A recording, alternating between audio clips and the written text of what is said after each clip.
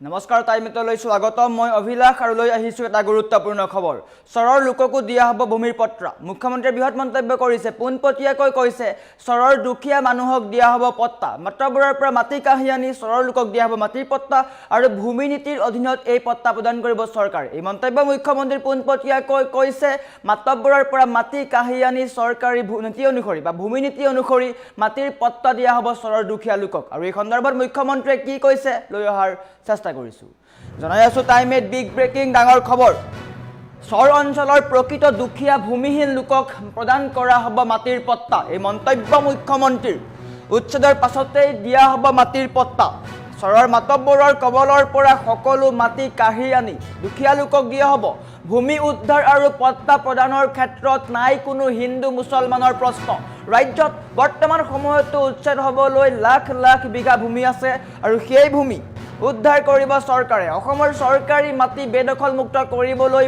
প্ৰায় 20ৰ পৰা 25 বছৰ সময় লাগিব ৰাজ্যৰ চুকে কোণে থকা প্ৰতিটো বেদখলীকৃত স্থানত চলিব উচ্ছেদ অভিযান আৰু পোনপটীয়াকৈ কৈছে মুখ্যমন্ত্ৰীয়ে প্ৰথমে হ'ব উচ্ছেদ তাৰ পিছতহে ভূমি নীতিৰ অধীনত দুখীয়া লোকক মাটিৰ পট্টা দিয়া হ'ব চৰৰ দুখীয়া লোকক 1ৰ পৰা 1.5 বিঘাকৈ ভূমি দিয়া হ'ব চৰত একাংশ লোকে অবৈধভাৱে 50ৰ পৰা 60 বিঘাকৈ ভূমি দখল কৰাৰ বিস্ফোৰক তথ্যও আছে আৰু মুখ্যমন্ত্ৰীয়ে বৃহৎ ঘোষণা কৰিছে বৃহৎ মন্তব্য দিছে চৰৰ মাতব্বৰৰ পৰা সকলো মাটি কাঢ়ি অনা হ'ব আৰু চৰৰ লোককেই মাটিৰ পট্টা দিয়া হ'ব উচ্ছেদৰ পিছত চৰৰ লোকক মাটিৰ পট্টা দিয়া হ'ব উচ্ছেদ বা মাটিৰ পট্টা প্ৰদানৰ ক্ষেত্ৰত হিন্দু মুছলমানৰ কোনো প্ৰশ্ন নাই তাৰ সমান্তৰালকৈ ভূমি নীতিৰ অধীনত চৰকাৰে মাটিৰ পট্টা দিব মুখ্যমন্ত্ৰীয়ে সংবাদ মাধ্যমৰ সন্মুখত বৃহৎ মন্তব্য কৰিছে অসমৰ চৰকাৰী মাটি বেদখলমুক্ত কৰিবলৈ 20ৰ পৰা 25 বছৰ পৰ্যন্ত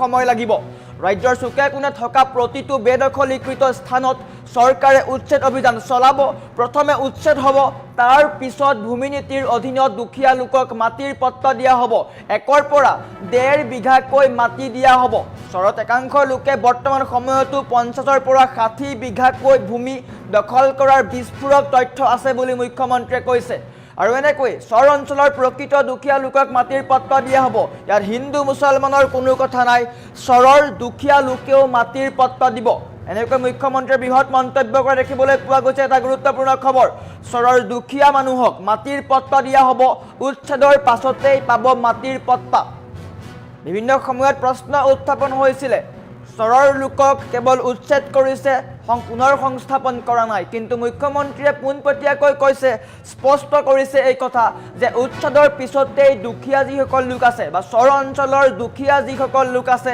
তেওঁলোকক ভূমি নীতিৰ অধীনত 1ৰ পৰা 1.5 বিঘাকৈ মাটি দিয়া হ'ব প্ৰথমে উচ্ছেদ হ'ব তাৰ পিছত ভূমিৰ পট্টা প্ৰদান কৰা হ'ব আৰু এই ভূমি পট্টা প্ৰদানৰ ক্ষেত্ৰত কোনো হিন্দু মুছলমান নাই বুলি উল্লেখ কৰিছে ৰাজ্য চৰকাৰে যি উচ্ছেদ কৰিছিল বিগত সময়ত সেই উচ্ছেদত হিন্দু মুছলমানৰ কোনো কথা নাই চৰকাৰী ভূমি উচ্ছেদ হ'ব এই কথা স্পষ্ট কৰিছে মুখ্যমন্ত্ৰীয়ে আৰু চৰকাৰী ভূমিৰ পৰা যিসকল লোক উচ্ছেদ হ'বলগীয়া হৈছে তেওঁলোক যদি দুখীয়া বা প্ৰকৃত দুখীয়া তেওঁলোকক মাটিৰ পট্টা দিয়া হ'ব মুখ্যমন্ত্ৰীয়ে কৈছে ছদ্মবেশী দুখীয়া হ'লে নহ'ব প্ৰকৃত দুখীয়া হ'লে চৰকাৰে তেওঁলোকক মাটিৰ পট্টা দিয়া হ'ব এটা গুৰুত্বপূৰ্ণ খবৰ বৰ্তমান সময়ত যিহেতু নিৰ্বাচনৰ প্ৰচাৰ চলি আছে নিৰ্বাচন সমাগত 9 এপ্ৰিলৰ পৰা ৰাজ্যত নিৰ্বাচন হ'ব আৰু সেই সময়তে মুখ্যমন্ত্ৰীয়ে বৃহৎ মন্তব্য কৰিছে পোনপটীয়াকৈ কৈছে যে চৰৰ লোককো মাটিৰ পট্টা দিয়া হ'ব প্ৰথমে উচ্ছেদ চলিব তাৰ পিছত ভূমি নীতিৰ অধীনত তেওঁলোকক মাটিৰ পট্টা দিয়া হ'ব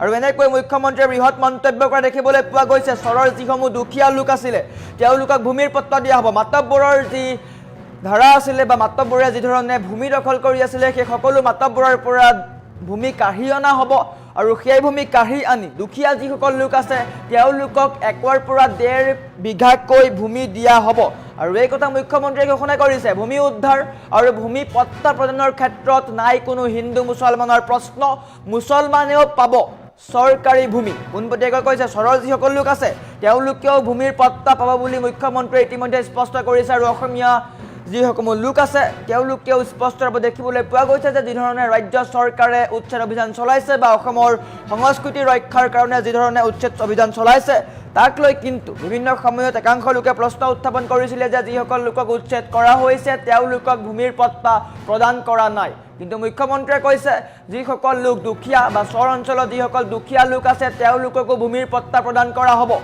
1 পৰা 1.5 বিঘাকৈ ভূমিৰ পট্টা প্ৰদান কৰা হ'ব বুলি মুখ্যমন্ত্ৰীয়ে মন্তব্য কৰিছে। আৰু বৰ্তমান সময়ত মুখ্যমন্ত্ৰীৰ মন্তব্য আহি পৰিছে। মুখ্যমন্ত্ৰীয়ে কি কৈছে দেখুৱাই লোৱাৰ চেষ্টা কৰিছোঁ।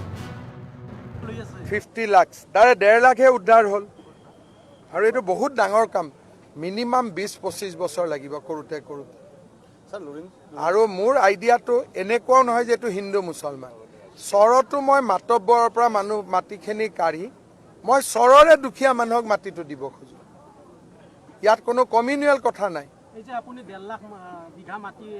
হ'ব য'ত য'ত আমাৰ মাটি দখল হৈ আছে, দখল মুক্ত হোৱাৰ পিছত দুখীয়া মানুহক নতুনকৈ 1.5 কঠা দিয়াতো কাৰো আপত্তি নাই। প্ৰথম কথা হ'ল যে 300 বিঘা মাটি দখল কৰিব নালাগে। প্ৰথমতে এভিকশ্যন হ'ব, হোৱাৰ পিছত ভূমিহীন মানুহক ভূমি নীতি অনুসৰি 1 বিঘা 2 বিঘা দিয়াতো আপত্তি নাই। কিন্তু এতিয়া যোনে লৈ আছে 50 বিঘা লৈ আছে, 60 বিঘা লৈ আছে, 80 বিঘা লৈ আছে, সেইটোতো নিয়ম নহয়। গতিকে আপোনালোকে এটা বস্তু চাব যে দুখীয়া মানুহে মাটি পাব লাগে। এভিকশ্যন কৰাটোৱে ফূৰ্তি নহয়, কিন্তু ছদ্মবেশী দুখীয়া হ'ব নালাগে। এভিকশ্যন কৰক, ফৰেষ্টৰ মাটি ফৰেষ্টত দিয়ক, চৰকাৰী মাটি যদি ভূমি নীতি অনুসৰি 1 বিঘা 2 বিঘা মানুহখিনিক বিলাই দিয়ক। ঠিক আছে, সকলোকে ধন্যবাদ। 50 লাখ তাৰে 1.5 লাখহে উদ্ধাৰ হ'ল আৰু এইটো বহুত ডাঙৰ কাম। মিনিমাম 20-25 বছৰ লাগিব কৰোঁতে কৰোঁতে। আৰু মোৰ আইডিয়াটো এনেকুৱাও নহয় যে এইটো হিন্দু মুছলমান। চৰতো মই মাতব্বৰৰ পৰা মানুহ মাটিখিনি কাঢ়ি মই চৰৰে দুখীয়া মানুহক মাটিটো দিব খোজোঁ। ইয়াত কোনো কমিউনিয়েল কথা নাই। হ'ব য'ত য'ত আমাৰ মাটি দখল হৈ আছে, দখল মুক্ত হোৱাৰ পিছত দুখীয়া মানুহক নতুনকৈ 1.5 কঠা দিয়াতো কাৰো আপত্তি নাই। প্ৰথম কথা হ'ল যে 300 বিঘা মাটি দখল কৰিব নালাগে। প্ৰথমতে এভিকশ্যন হ'ব, হোৱাৰ পিছত ভূমিহীন মানুহক ভূমি নীতি অনুসৰি 1 বিঘা 2 বিঘা দিয়াতো আপত্তি নাই। কিন্তু এতিয়া যোনে লৈ আছে 50 বিঘা লৈ আছে, 60 বিঘা লৈ আছে, 80 বিঘা লৈ আছে, সেইটোতো নিয়ম নহয়। গতিকে আপোনালোকে এটা বস্তু চাব যে দুখীয়া মানুহে মাটি পাব লাগে। এভিকশ্যন কৰাটোৱে ফূৰ্তি নহয়, কিন্তু ছদ্মবেশী দুখীয়া হ'ব নালাগে। এভিকশ্যন কৰক, ফৰেষ্টৰ মাটি ফৰেষ্টত দিয়ক, চৰকাৰী মাটি যদি ভূমি নীতি অনুসৰি 1 বিঘা 2 বিঘা মানুহখিনিক বিলাই দিয়ক। ঠিক আছে, সকলোকে ধন্যবাদ। 50 লাখ তাৰে 1.5 লাখহে উদ্ধাৰ হ'ল আৰু এইটো বহুত ডাঙৰ কাম। মিনিমাম 20-25 বছৰ লাগিব কৰোঁতে কৰোঁতে। আৰু মোৰ আইডিয়াটো এনেকুৱাও নহয় যে এইটো হিন্দু মুছলমান। চৰতো মই মাতব্বৰৰ পৰা মানুহ মাটিখিনি কাঢ়ি মই চৰৰে দুখীয়া মানুহক মাটিটো দিব খোজোঁ। ইয়াত কোনো কমিউনিয়েল কথা নাই। হ'ব য'ত য'ত আমাৰ মাটি দখল হৈ আছে, দখল মুক্ত হোৱাৰ পিছত দুখীয়া মানুহক নতুনকৈ 1.5 কঠা দিয়াতো কাৰো আপত্তি নাই। প্ৰথম কথা হ'ল যে 300 বিঘা মাটি দখল কৰিব নালাগে। প্ৰথমতে এভিকশ্যন হ'ব, হোৱাৰ পিছত ভূমিহীন মানুহক ভূমি নীতি অনুসৰি 1 বিঘা 2 বিঘা দিয়াতো আপত্তি নাই। কিন্তু এতিয়া যোনে লৈ আছে 50 বিঘা লৈ আছে, 60 বিঘা লৈ আছে, 80 বিঘা লৈ আছে, সেইটোতো নিয়ম নহয়। গতিকে আপোনালোকে এটা বস্তু চাব যে দুখীয়া মানুহে মাটি পাব লাগে।